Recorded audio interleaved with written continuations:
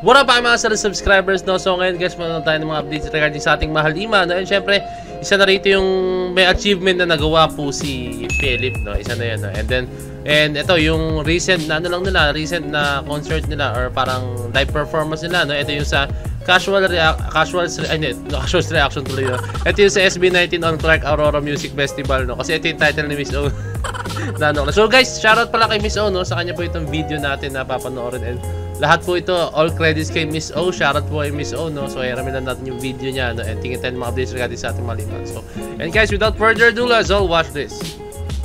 Philip Fake Faces dominates in 8 countries and takes Wow! part in worldwide iTunes chart. Grabe, ang dami din nominate ni Philip, ha? Na bansa.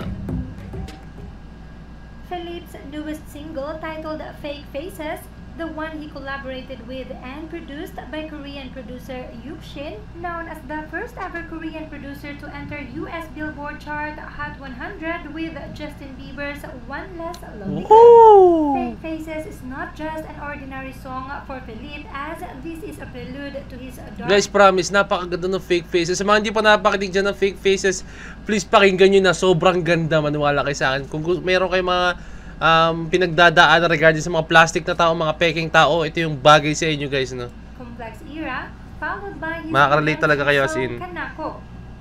And upon its release, it has already made waves not only in the Philippines but also worldwide.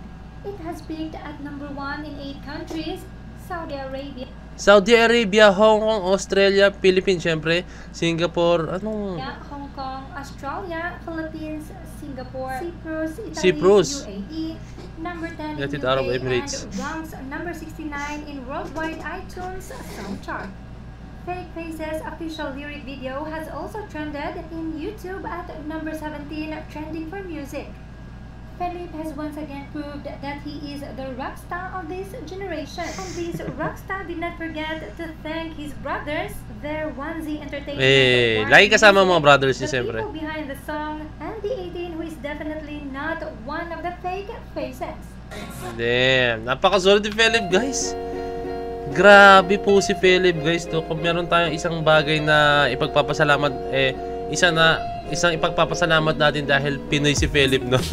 Dahil Pinoy si Philip, no? Kaya syempre sobrang talentado, sobrang humble, sobrang grabe. Iba hindi ko maano kung paano i-describe si Philip, eh. Sobrang talentado, tapos sobrang humble, tsaka sobrang bait pa po talaga ni Philip, no? So ito guys, meron pa isang update, no? Tingnan natin guys, no? Yung ano to, yan. Sige guys. Ito yung sa Aurora Festival. Reaction to SB19 on Clark Aurora Music Festival. Actually, may gusto akong sabihin dito, guys. Meron akong gusto sabihin, pero patposit na si Miss O muna, no? Tsaka natin i-add yung sasabihin ko. One thing that we can say 100% is that SB19's performance is not just a hype. They are the real deal, real awesome talents, the vocal monsters and beast dancers, kaya talagang nanghahatak sila sa bawat performance nila. And in their latest performance in the Clark Aurora Music Festival 2024, marami na silang mga napabilib na casuals at marami ang mga naging fan na. Narito ang iilang mga reactions from the casuals. Now I understand the fans can definitely relate with the host. Watching SB19 live for the first time made me realize why they are labeled as P-pop kings. That comment, bro. Grabe. So guys, kasi kaya ganito, no? Kasi hindi lang SB19 ang nag-perform diyan, no? sa music festival na yan, no? Hindi lang sila, no? So kumbaga may ibang sinuportahan, pero alam mo 'yon, napanood na lang SB19, hindi na pwedeng napanood ng SB19 dahil nanood sila ng music festival mismo, no? And damn, they stumble upon SB19, no? Na-realize nila na parang alam mo yun, hindi kasi sabing napilitan sila panood ng SB19 kasi syempre naka-line up SB19, no? Pero syempre napakinggan nila, then na-realize nila na ang SB19 pala is wow, ganda pala talagang SB19, no? Kaya pala ang dami pala taong sobrang nababaliw, sobrang humahanga sa kanila dahil pala napakatalentado talaga nila, no? So dito makikita guys na alam mo yun, kayang hatakin ng SB19 yung iba't ibang mga tao dahil sa sobrang talentado talaga nila, as in. Grabe, first time ko mag-attend ang Aurora Music Festival and first time to see SB19. Grabe lang ang solid ng gabi. Nung SB19 na magpe-perform, nagsipasok lahat at takbuhan talaga sa entrance. Totoo ang chismis, halimaw sila sa stage, na starstruck talaga ang mga kaibigan. Hey! Wow! Wow. Doon may kita na, I'm sure yung mga nagsipasok lahat, takbuhan talaga sa entrance, yun yung mga 18 talaga as in. Sila yung mga 18 yun as in. Pero, sila yung nagstay, parang ano meron? Ba't nagtatakbuhan tong mga to, no? So, I think, natataka sila kung ano meron. And then, nung napanood nila yung SB19, okay, kaya pala, napakagaling pala talaga nito, no? Let's go. Talagang ang kaibigan ko. Pinunta ko talaga doon yung December Avenue tsaka si Juan Carlos, pero in fairness, magaling din pala yung SB19, lalo na yung mababa yung boses, matindi audience. Si Ken. Yung mababa at yung mataas ang boses, kakaiba din talaga. Si Ken at saka si Stel, grabe, no? Pinunta niya ibang artist pero syempre nakasama na biglang nag-perform yung SB19. Kasi syempre, pag nandun ka naman sa moment din, syempre nandun ka na sa harap, no? And then, ganun yun eh. Kunyari nasa mall show kayo, di ba? Kahit anong mangyari, no? Like, kunyari, alauna pa lang, kahit ang performance pa ng SB19, kunyari is, ewan ko, hindi ko alam. Kunyari, performance ng SB19 is mga bandang 8 pa or 9, di ba? And andun ka na sa harap eh. Tapos ang hinihintay mong performance, hindi, kunyari ganito guys, para maintindihan nyo, medyo magulo ko. Hindi ko alam kung anong rules dyan sa Aurora Music Festival, paunahan pala sa harap or what, or syempre, kahit may mga, alam ko yung mga tickets yan eh, per ano eh. Pero syempre, kung nandun ka sa ano na yun, parang paunahan pa rin yan sa pwestuhan yan, no?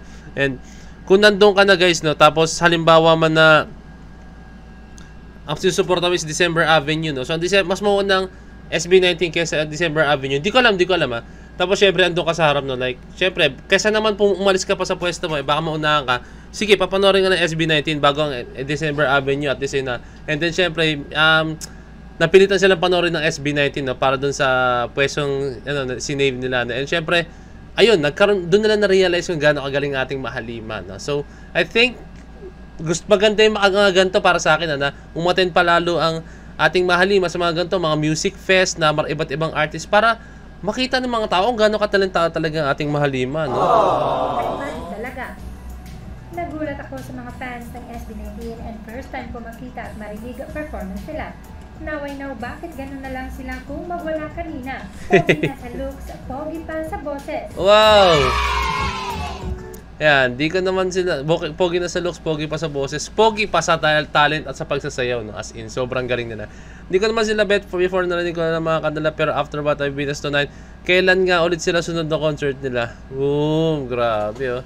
Katabi ko sa van. Kung may nagtanong, may nagsabi, narinig niya, kailan nga ba yung sunod na concert nila? So, SB19's performance tonight at Aurora Music blew me away. Power choreo, no backtrack, and live raw. Damn! Tayo na, live raw vocals yan, guys, as in, no? Walang auto-tune or kung ano man, raw vocals lang nila, guys. Damn. Tapos yung choreo pa nila, I mean, yung choreography nila, yung pagkasayaw nila, top-notch, guys. I'm a dancer, bro. I'm a dancer. Ang yabang, eh, no? I'm a dancer, guys. Pero alam ko, marunong ako tumingin ng pagdating sa pagsasayaw, no? And kung paano sumayaw ang SB19, guys, top-notch talaga, as in, guys. Kumbaga, kung sa kotse or kung sa ano man, sila yung mga high-end. High-end na brand o high-end na type ng kotse, parang ganun.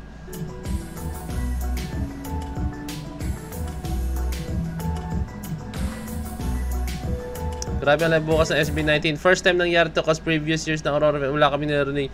Gago, ang galing ng SB. Galing na ganito. GAGO, ang galing ng SB19. Sa akin na, guys. Wow. Yun, ayun ang ihilingin ko pala, guys. Sana magkaroon po ng marami pang appearance ng ating Mahalima sa mga ganyang klaseng concerts na maraming include na mga banda or artist or grupo man, no? Sana makita po natin ang Mahalima sa mga ganyang klaseng concert, no? Kasi makakahatak sila ng mga tao, eh. And para mawala ng mga doubts nung iba, guys, na ang SB19 naman daw is ano lang naman yan, pag ganyan-ganyan lang, no? Mga K-pop, no? Actually, gusto kong matanggal sa pananaw ng mga tao yung ganyan na K-pop ang SB19 ng ating K-pop community, no? Gusto kong maalis yan, no? Kaya tingnan nyo, I'm very sure yung mga fan na yan, like fan ng December Avenue, yan, Juan Carlos, or kung sino mga artists nandito. I think ang tingin nila sa SB19 is yun, yung mga K-pop something. And then nung napanood na ng ating Mahalima, I'm very sure guys na nagbago yung paningin nila or yung pananaw nila sa SB19. No? As in, naniniwala ako dyan guys. No? So, yan, sana magkaroon po ng, ng marami pa pong appearance sa SB19 sa iba't ibang concerts and iba't ibang platforms, no? And hindi sila makulong sa kung ano lang yung